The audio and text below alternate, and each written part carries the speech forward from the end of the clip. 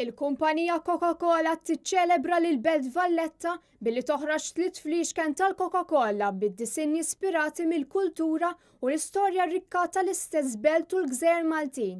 Dan qed isir biex tiġi onorata bit-titlu ta' Kapitali Ewropea tal-Kultura. Bid-disinni jsiru mill-artista żagħżugħa Maltija Marija Graziella Zammit. Marija tgħid li ma tistax temmen li ntażlu d-disinji tagħha. When I heard the news that my proposal won, I was ecstatic and very happy, and I couldn't believe it. It still feels surreal to this moment, and I think it will still feel surreal even when I see the bottles displayed around Malta. Id-disinni artistiċi ta' dawn il-fliexken ġew ispirati minn dettalji dekorattivi li jinstabu f'xi wħud mill-aktar binji storiċi fil-Belt Valletta, speċifikament id-disinji tat-Teatru Manuel, il-Palazz tal-Gran Mastru, il-galleriji tradizzjonali Maltin u l-orizzont tal-Belt Valletta.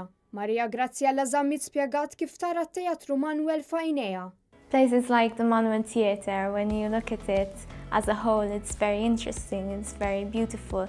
But when you truly look at the details and just the ceiling, you can see the little patterns that are created and how you can create something from those little details and create something totally different.